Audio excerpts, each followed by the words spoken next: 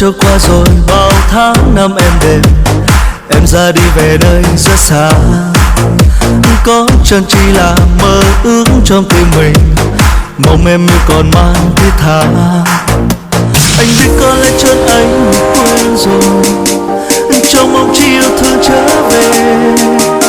Anh biết có lẽ cũng chẳng còn hy vọng, cho nên ta về lại ngày ấy.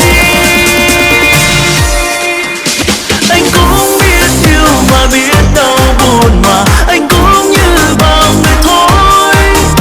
Anh cũng mong anh tan nát tim anh khi em rời xa nơi ấy. Em biết anh yêu em đến thế nào mà em vẫn ra đi về sao.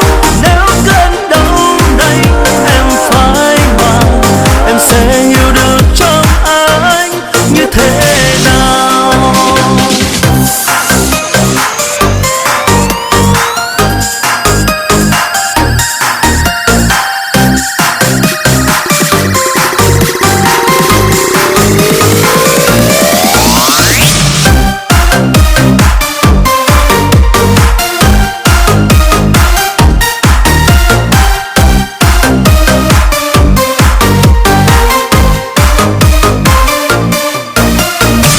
Trôi qua rồi bao tháng năm êm đềm, em ra đi về nơi rất xa.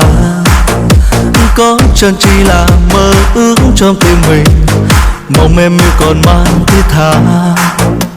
Anh biết có lẽ chân anh quên rồi, trong mong chỉ yêu thương trở về.